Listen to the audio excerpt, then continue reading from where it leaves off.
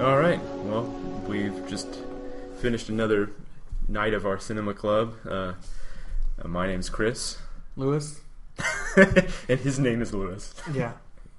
Oh, I didn't. Okay. I thought that would be like kind of obvious, but This is great. that we're different people. We're setting the prime level of professionalism.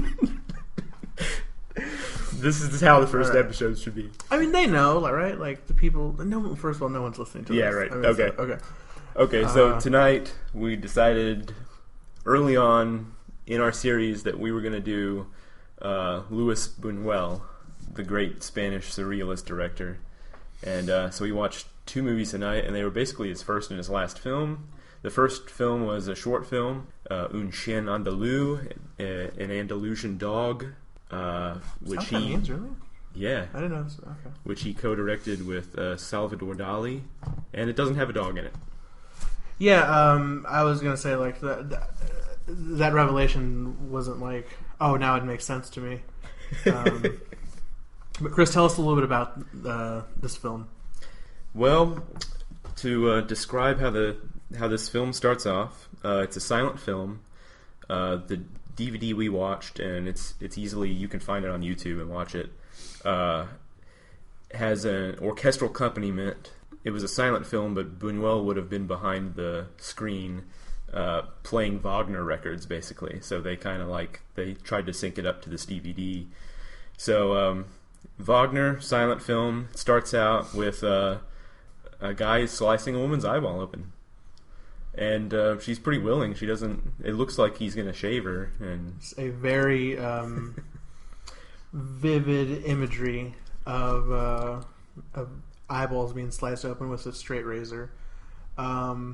It started off the evening with a bang, didn't it? Yeah, it really kind of jumps right into it. It doesn't tiptoe around any kind of plot early on. It's pretty much just like credits, razor blade, eyeball getting sliced open. And I don't know if the fact that this film was made in 1929 and it's grainy and dark and like that makes it so much more horrifying. Like I kind of have like issues with old black and white films anyway. Like I can't eat watching a black and white film for some reason. It weirds me out. So this like haunting image of an eyeball being sliced open with a straight razor is just intensified that much more by just the look of the film. It still shocks us right away off the bat. It is. Today, and the fact in the 20s, what were people thinking? Yeah, I mean, just imagining this from the perspective of a 1920s audience, it's not something that you would expect to find in a film of that era. When you kind of tend to think of that as a more modern thing, like gore like that. Yeah. And so there's also a really cool clip that he cuts in between where it looks like the moon and like a really razor thin cloud passing in front of it, and you think it's just going to be there's this like the symbolism, like it's just going to, which is what I would expect especially from two artists making this thing. You wouldn't expect like that involved like special effects. I wasn't expecting like special effects and stuff. And then from watching the documentary immediately following the film, apparently they took like a bull's eye or something, or a calf's eye or something, or it's a whole head or and something, and stuck it in a fake head. Yeah. It looks as real. It's basically real. Again, I think the film quality has a lot to do with that. It's not. Yeah, you couldn't get away with that in color, probably. And that's not going to work in HD, probably. Like you would be able to tell that's a rubber head. But like I said, this not being an HD picture, it really, really drove it home. And then it kind of just tore it open like the eyeball, and then you're in it from there. It was that scene, and then immediately it's 8 years later. And then for no real. But reason. I really can't. I can't even like describe the rest of the plot after that. Yeah, I'm gonna go ahead and say right now that I had a hard time following this film, Chris. It looks at a certain point. It looks like it tries to sort of be like have some kind of cohesion to it, but it's just doesn't enough. quite pull it off. Yeah, it's just enough to make you feel like you should know what's going on. Thematically, everything kind of goes together, but there's no sort of. I mean, there's just no plot. It's not plot driven at all. At all. It's like a scene where a guy is like trying to grope a woman, and then she gets beyond his grasp, and he can't reach her anymore. That's actually my favorite part of the film, because like they're kind of just hanging out, right? Like they're just in a room, yeah. And then he just it's like you see it in his face, like this the switch of like he decides, hey, I'm just gonna grope this chick, as he would. I mean, that's that's the way it worked back in the 20s. It's weird. It's a weird scene because again, there's no context for it.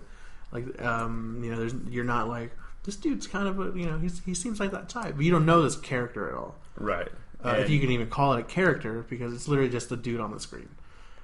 He gropes her breasts through her dress, and then like the filmmakers dissolve to like it's a bare butt. Yeah, her breasts turn into an ass, which is it's clever, and like I thought it was cool.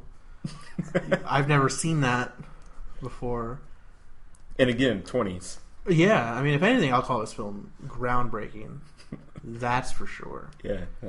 The whole thing is basically just the point of it. The point of surrealism is trying to recreate dream logic, and so there's no real logic. It's just kind of how can we get away from logic? And I want there to be like. I guess maybe that's the point, is that you naturally want to find deeper meanings in all this stuff. The guy with, like, what was like spiders or ants kept coming out of his hands, like these wounds in his hands. And you kind of want to find meaning behind all of it. And to me, it's kind of a little disappointing when it's like, oh, this was just, like, we kind of... Yeah, this was intentionally. Like, there's no meaning behind any of this. It's just crazy. So it's kind of weird in that regard, but the way his son was talking about it in the documentary about people finding symbolic meanings for everything, right? In a way, it kind of makes me think like that they're almost like sitting back in the back of the theater or whatever, laughing at us for trying to find that meaning. It does seem like just like a big joke, they're playing on the audience here. That being said, I enjoyed the film.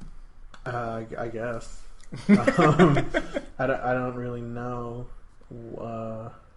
On my laptop, I have the Wikipedia page open, and that's what I've been looking at this whole time. It's been staring at you. There's a giant picture of the eyeball being sliced by the straight razor, and so I just kind of realized that was in front of me, and now I'm kind of weirded out by it. Yeah, as you should be. Yeah. Well, so then we watched the main movie of the night, the feature. Yes. Was That Obscure Object of Desire, 1977, when he was 77 years old. Yes. He was born in 1900, which makes things really easy. Oh, yeah, in terms of, to timeline out his life, it's like, oh, yeah, that was... Yeah, that's shockingly easy. Yeah, I just want to say up front, I really enjoyed this film. I think that this is, if counting the short film we saw tonight, this is only the second Bunuel film that I've seen, and I thoroughly enjoyed both of them. So I definitely think he's made a fan out of me. But do you real quick just want to say what the film is about? Yeah. It starts out really leisurely, just following this guy as he's obviously about to leave this woman that he's living with, and he's taking a train back to France from Seville, Spain, and suddenly as the train's about to depart, the woman is on the train platform, and he's found her, or she's found him, and he gets a bucket of water. He bribes a guy on the train to give him a bucket of water, as he would, and he dumps it on her, and then he goes back and sits with the other passengers in his compartment, and they want to know why he did that, and the whole movie is him telling the story of how he's infatuated with this woman who's much younger than him. I mean, he's at the beginning of the movie, he's pretty much just a common old perv, and she just teases him and pretends like she's interested in him, and then as soon as things start getting physical, she backs off, but then she always has an excuse, and the whole movie is just her giant cock tease. That's kind of what it's about, right? It's like really kind of about this woman who's just like it's really the story of the biggest cock tease that ever lived in the whole history of anything. I mean, I don't fancy myself. I don't generally root against women in movies, but I found myself really despising this woman by the end.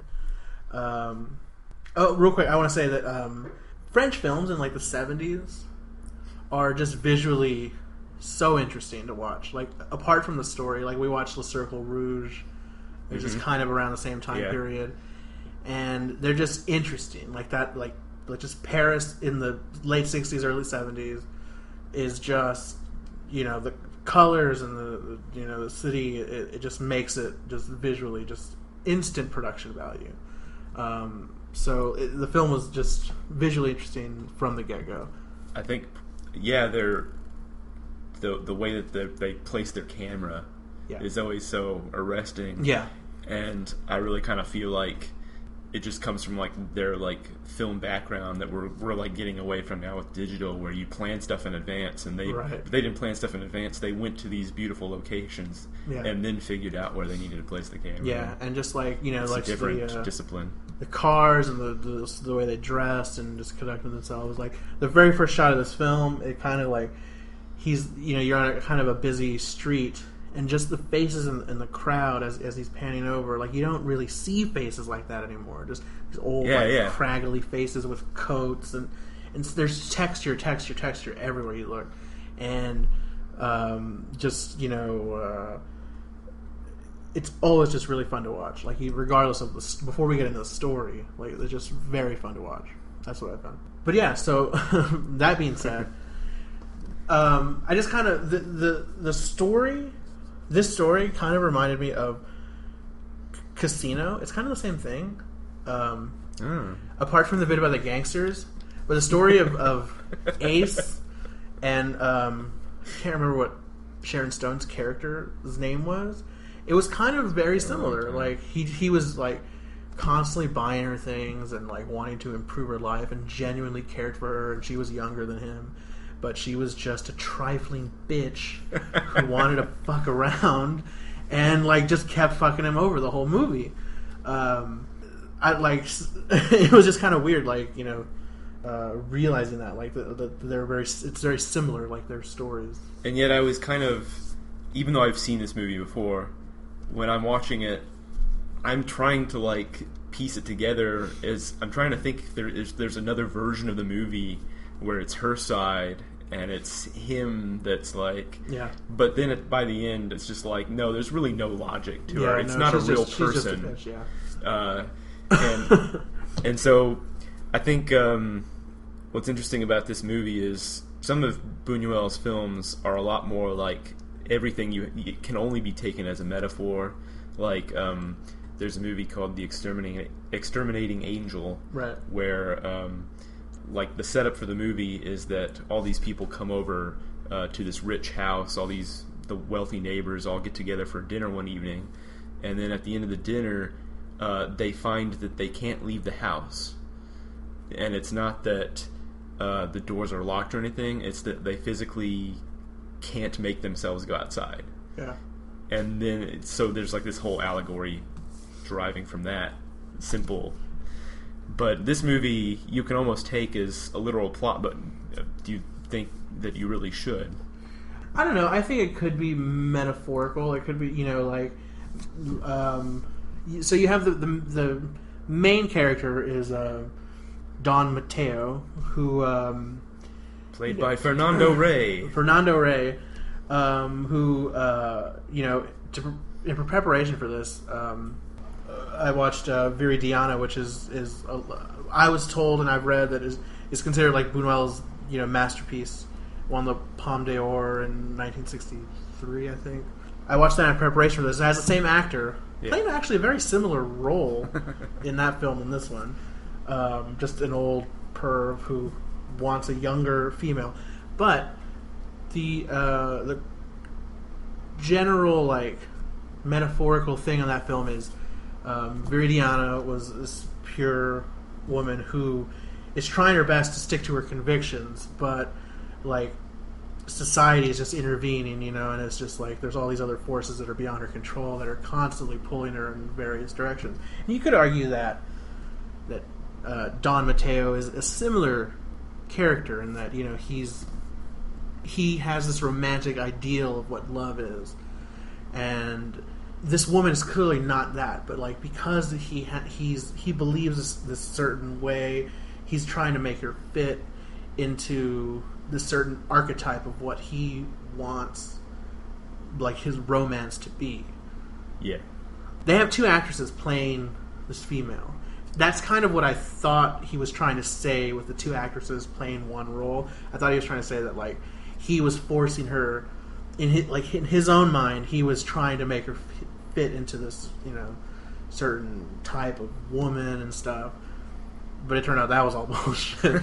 But that's where I was going in my head with it at first. Yeah, or that he didn't even really have a clear picture of who she really was. Exactly. It was just an ideal, and two actresses playing the same role. Yeah, just from scene to scene with no logic. Very bizarre. In the middle of the scene, they would change. Yeah, I can't think of any other film where that's like really a thing. Yeah. That's like the main like overt surrealistic element that's been added into this pretty simple like kind of unless story. You count that Bob Dylan movie that came out a couple of years back where they had like a little black kid playing all the different actors. Yeah, they had all the actors and playing Bob Dylan. But that was like you could tell when it was Richard Gere and when it was the black kid. Like you could be like. I mean, you can attest to the fact that I got halfway through the movie before I was like, "Are these two different actresses?" That was great. That made me happy. I was like, so I mean, which made me feel instantly retarded. I mean, it was just because they're clearly two different people, but like. It's not even like really a spoiler alert, but I'm glad like you didn't know that going in because that's kind of like I was so engrossed. It was messing with you. I was so engrossed in trying to figure out the story and trying to like absorb what was happening on the screen to pay attention to, to like something that seems so obvious, right?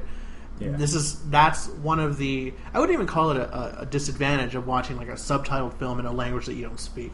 Is that it forces you to concentrate on the story more than it does on just visuals. If this was an American film and it was in English, I probably would have noticed that a lot sooner. But because I was, I'm reading and I'm trying to, like in my head, I'm thinking ahead of the plot, trying to anyway. I made it halfway through the damn film before I noticed. But I don't know if that's a bad thing. Well, I mean, and I think even if this were like in English, I think like there's so many things going on that you really won't get everything. Like, there is a lot going on. There's a lot going on, like visually, and then the story is so well written. It's like a really good story. It sounds far fetched. I mean, kind of like if you describe it to people, like there's this woman and Don Mateo meets her and he tries to fuck her, she won't fuck him, and. She's wearing like this weird. He goes to her house, chastity belt thing, and her mom's like, "Oh, you gave us some money? Oh, that's cool. Yeah. Well, I'm gonna go down to the church. You kids be good." Like, she pretty much just like takes his money and then is like, "Bye." Yeah, she's like, "Oh, well, I mean, you can touch my tits, but like, just like I've got like I'm wearing like these oogie boogie like panties down there that like you can't get in here." Like, it's a medieval chastity. It was a chastity belt, right? But it looked like a burlap sack that was just kind of stitched up. Like, it really looked like Oogie Boogie from Nightmare Before Christmas. I feel like that probably was some kind of medieval thing that they found somewhere. Yeah, that's definitely.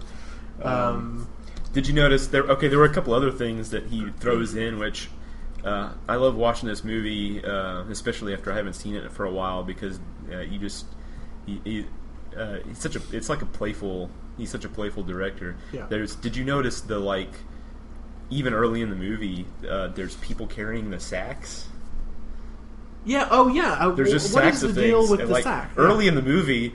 And then they he's leave like, they leave the bar in this one scene, and the camera just pans and follows this guy carrying a sack. yeah, and then that guy tries to give him the sack back, and he's like, "No, I'll send for it or whatever." That never gets resolved, does it? Like, I mean, or that's not a thing. His servant at the end, towards the end, basically kind of tells him that he believes that women are sacks of excrement. So all of those sacks are just like kind of like symbolically like people carrying around their baggage. Their basically. baggage. Wow, shit. Yeah. I honestly had not put that together. In fact, I had kind of forgotten about it until you just mentioned it. So that's really cool. That's like another layer on top of this whole film. And then when I also love the scene where he finally he kind of wants to propose. He doesn't actually propose. He brings over what's her name again? Conchita's mother. Yeah. He has the mother brought to his house, and it seems really obvious that he's going to like basically ask her if he can ask for her daughter's hand. Yeah. But then he doesn't do that, which is another funny thing. She's like, "Oh, you want to marry her? Not really." I'm just going to give you some money really, and I want to live with her. Really want to fuck her. But she's kind of being uptight about it. And then in the middle of the meeting, you hear this like clicking noise. Yeah. And they both turn to look, but the audience doesn't get to see what's going on until a little bit later, and the servant is brought in, and he takes out a mouse in a trap. Yeah. And it's a pretty. I mean, that's a pretty obvious metaphor. Yeah. Yeah. But the way that it's done is so. It's so done. It's done like it's not planned, you know what I mean? Like, which is obviously it was planned, but yeah, like it's very subtle. Like you hear this noise, and then they kind of just acknowledge it, and then yeah, like the servant comes in, and here he rings for his servant. I never. What's the I don't remember his name. You called him Jarvis. That's just yeah. Jeeves, just miscellaneous servant type guy. He's such a great looking actor too. He is, yeah. He really looks the part. Like the whole cast is really great. Oh yeah. But yeah, he rings for a servant, and then he picks up this dead mouse that's stuck in a trap, and just takes it off. I guess it's not a less skillful director would have like cut immediately to the rat in the trap. Yeah, and then it would have been like, "Hey, rat in a trap." But he really leaves you like wanting, like, "Hey, what's going on over there?" Like, you know, like it's not a big deal. Yeah, just, like, don't worry about it. The way that he does it kind of makes you think a little more. He really. That's kind of another thing I like about the script and the story is just it really takes its time, kind of unfolding, and like there are various points in the movie where you're not really sure where it's going. Like yeah, it's kind of suspenseful the whole time. It is suspenseful, yeah. Because like. By the title and the fact that it's a French film, like you think it's gonna be like a love story or whatever, but it really is more like a suspense kind of drama thing than it is just like a romantic movie. Yeah, like how far is it gonna go? You kind of know. He lays it out at the beginning that you know like she's beat up at the beginning of the movie, so you know that he beats her at some point. Yes, that's about all you know. Yeah, and that he doesn't at the time set fire to the house and burn her down with it. When you're introduced to that. You know, it's you're like, oh, this is kind of fucked up. This dude's kind of a douchebag. Like he beats this woman, and now he's just leaving town. But then, like I said, it just gradually builds and builds, and like the focus shifts completely away from fuck this guy to, well, she kind of had it coming. I mean, you know, like I don't advocate hitting women, but like there's a scene, you know, where at the end where he slaps the shit out of her and. She kind of had it coming. At that point, at that point, I mean, she's done something so. I mean, well, we haven't told people in case that's true, but like, I mean, she really does do some like messed up stuff. Yeah. So the whole time this is going on, from the very first scene of the movie, there's also just random terrorist acts. Yeah, that's actually where I was going. Yeah. So interlaced throughout the whole plot, you're watching this very divisive. "Quote unquote" love story develop between these two. Really, just one just ridiculously naive man and one horrible woman, or actually two horrible women. But interlaced throughout this story is like just random acts of violence. They're like the city they live in, which I guess we should say the movie takes place like all across the fucking like a whole hemisphere. It seems like so they start off in Paris and then they go to Spain and Switzerland and like it's kind of all over the map. That's just Paris and Spain. Globally, really. No, when he gets robbed, aren't they like in Switzerland or some shit? No, that's in Spain. Is it really? Yeah, that happens like right after he's like visited Conchita at his house or whatever. I don't know why I thought they were like in. Anyway, not America. That's all. That's all I really need to establish here. So in these two places where the film takes place in Spain and in France, they're both like it's intercut with just terrorism, just acts of terrorism that don't really contribute to the plot per se, other than they to me they establish like a general sense of like uneasiness for the characters. You know, like their whole like civilization seems to be like crumbling. Because there's just terrorism happening constantly. They also seem to like kind of not really care, though. Yeah.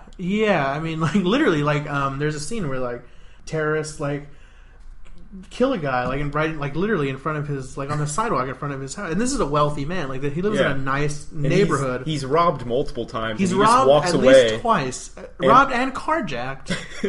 and one time he's like robbed in a park. And he's walking away, and he walks by a police officer, and he's like about to like be like, "Hey, I was just robbed," but then he's like, No. So yeah, like I don't quite understand like what Bunuel was trying to say, if say anything, with like the terrorism or like what exactly like we were supposed to take away from it, other than in relation to the relationship. In relation to the film, I don't. Other than like, hey, just fucked up stuff happens. You know, I don't really know. Although I did like the acronyms for some of the terrorist cells.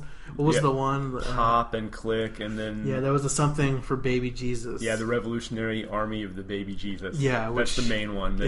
Well, you don't know what the other acronyms mean. Yeah, they don't tell you. But they're all just like slam, bang. Yeah, but that one that made me laugh. Yeah. So yeah, I don't really get the which is funny because there was a lot of terrorism going on in the 70s in Europe, and a lot of those were Muslim terrorist groups, Palestinians, but this is the Revolutionary Army of the Baby Jesus, so it's not even like which makes it real. But I mean, taking it as its own thing, there was a documentary on the Criterion DVD that we watched that kind of talks about Bunuel became fascinated with the terrorism, like when that started up in the late 60s and became a kind of a all too common thing. That he was fascinated with that because a writer early on in his career, when surrealism was first going on in the 30s, André Breton said that the basic act of terrorism would be to just go out in the street with a gun and start shooting people. Yeah. Like surrealism is just randomness, so that would be the simplest way to do it. Yeah. And I guess Bunuel never took it seriously and then was haunted by that later when that kind of thing started being like an actual occurrence. Yeah. And and then at the end, basically the last shot of the movie is there's a big explosion, and it's basically the movie is blowing up. Yeah, because then it just looks like it just looks like you're in a theater. It's just white now. The like the projector. Which I don't know. The projector exploded basically. Yeah. So which I don't know if that was just like, that was the effect. They couldn't actually blow up the mall that they were in at the end, and like maybe like the characters all died, which kind of would make me feel better because okay, well, I guess we should say spoilers. At the end, after Don Mateo slaps the shit out of Conchita, he takes her back and they sort of end up together. Well, then she runs off again. Like it's just it's not so, going to stop. Like the last scene of the film is them like in a mall, and she's still just being a naggy bitch. You can tell. Like he just took her back. They had this whole ordeal on this train. And like, and all he wants to do is go shopping with her. And he's buying her stuff. He's always got to pay for dinner because this woman can't hold down a job just for shit. She has like 8 jobs in the movie, and like, yeah. And so she just starts. She's all like, just whatever. And then like, there's this explosion as they're kind of like walking away. But you're right. It kind of is set up to look like just the world exploded, like everything, like your TV that you're watching on blew up. So I don't know if that was the way that shot's framed too. Like it would be coming up from out of ground. Yeah. And I've actually gotten to see it in a theater before, and you definitely you can tell more that like it's just white. He's not trying to hide up that they just couldn't film an actual explosion. Like you can really tell. So that was it's just a white screen so the film after that. Kind of blew so up. it's basically like it's kind of a comment on. Yeah. And that's the last thing that's in a film. Like that's Bunuel's last statement. Is he just blew up film basically? I mean, and the thing with the terrorism too, that like in a way it's kind of a realistic depiction of terrorism because like.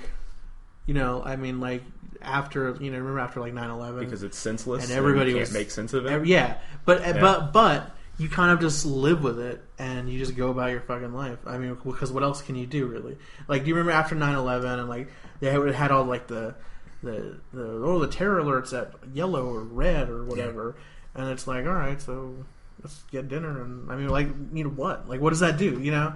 So you kind of just have to just deal with it. You can't relate to it. Yeah, and so like maybe that's like kind of what he was trying to say is that random acts of violence kind of happened and life kind of just continues through it. I mean, I don't know. That's kind of what like the connection that I just made. I don't know. Yeah, it's an interesting reading. I'm kind of like a genius that way. I know. We always kind of like. Even when we watch a movie, that when we're not like, what the hell, like having somebody to sound off. I will say this of the 2 like full like feature length Bunuel films that I've seen. They are non-traditional, but they are just like amazing. They're accessible. I think anybody could, totally. Yeah, at least the 2 that I watch at least those 2. Yeah, there's a few that are even crazier. But that's why I kind of picked. But I actually think the ones that I did. Yeah. I think I took like my brother and another random person one time to like the discreet charm of the bourgeoisie, and they. I basically just dragged them to them, and they were like, "What are we seeing?" But that one's got a bit of comedy in it, and they enjoyed it. It was accessible. Yeah. It's really strange. Yeah, like Viridiana made me laugh like hysterically in some places. Like when like there's a scene where like all the paupers and stuff are like they do the Last Supper and shit. And she like that one chick flashes her bush and like I was fucking like cracking up. And then like they take like he's like looking through his dad's shit and like he's got that knife that's like the crucifix, but a little switchblade comes out. Yeah. And he's like, oh, well, that's funny. Like I was laughing so fucking hard. Oh, real quick, let's jump back to the short film. Yeah, absolutely. I didn't know the Death's Head moth was a real thing. I thought that was like made up in Silence of the Lambs. Oh, okay, from Silence of the Lambs. But they had like that's a prominent thing in this film. I didn't know that was real, and now I'm kind of terrified. There's so many films that it feels like that's what I mean. Like you can see that movie must have like been like a great injection of just like weird imagery. Yeah, like you can see cinema was never going to be the same after that when people realized that you could put that kind of a thing in a movie. And I also like watching these 2 back to back. The scene in That Obscure Object of Desire, where during one of the scenes where he's basically trying to coerce himself into her bed. And further, like there's machine gun fire outside, and they go and they watch this guy get gunned down in the street, and that's really similar to a scene in Un Chien Andalou where the couple is basically watching this guy just somebody's out in the middle of the street, and they just watch and watch, like waiting, and then finally a car hits. Yeah. Which I guess traffic laws back then were just really lax. But yeah, because I mean, like, those cars can't go that fucking fast, right? I mean, it was like a weird, like, spectator moment, and then it was kind of mirrored in. Yeah. Must have been subconscious. I don't know. Yeah, maybe. I mean, maybe, or maybe after 30 films, he comes back to that same imagery. Does he have that many? Really? Like, I think it's about 30 films. That's really? What I've. Wow. He did. Sometime we got to watch L'Âge d'Or, the Golden Age, which was the second. He did like a more of a feature length with Dali, really? And then he really didn't get started in films seriously by himself until he was in his 50s. Yeah. And he was living in Mexico, and somebody was like, "You've worked in films before. Make some movies for us." Yeah, there's like, and then he started making tons of movies, like 2 a year. A bunch on the list, that like I've kind of heard thrown around. Young and the Damned is another one that I that's want to see.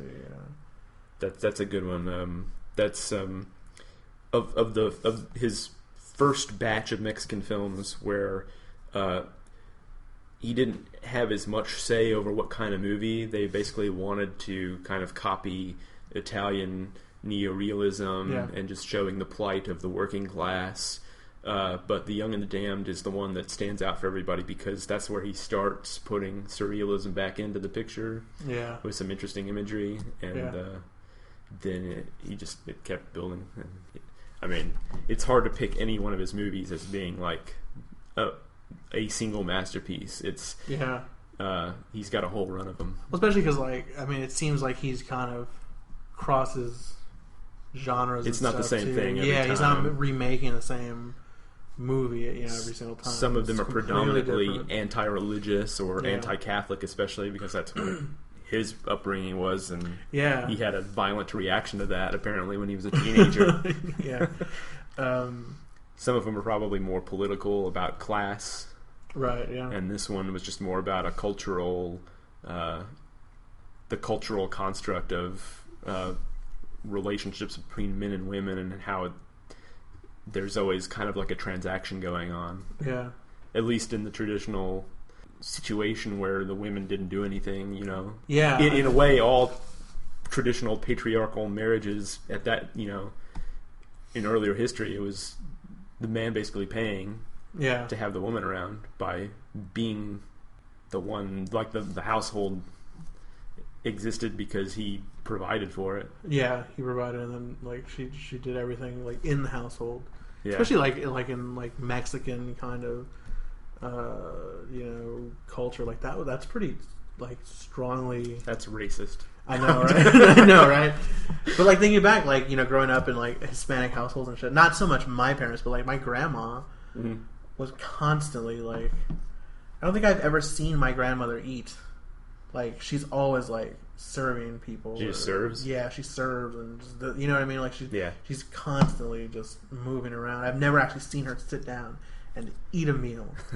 And however long I've been alive now. So, that kind of traditional gender roles are pretty strong in Mexico, I guess. Yeah. I mean, here too, but, like, that's kind of like all of history and still in parts of the world. Yeah. So. In the better parts of the world.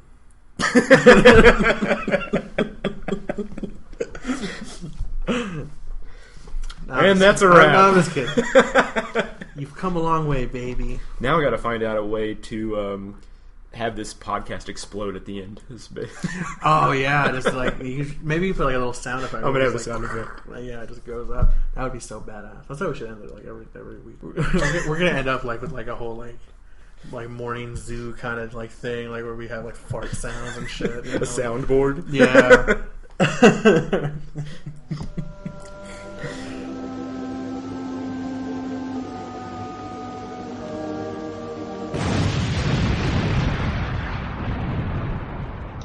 If you have anything you'd like to say about these two films, join us in the comments section at cinemapantheon.org.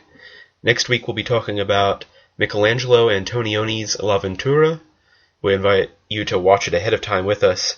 It's available on Hulu Plus and Amazon Instant, or if you prefer to just tune in and hear what we thought about it first. We also have a video version of the podcast going up soon with still photos from the movies, so you can find out a little bit about what the movie looks like, and you can follow us for updates on Twitter at Pantheon Pod.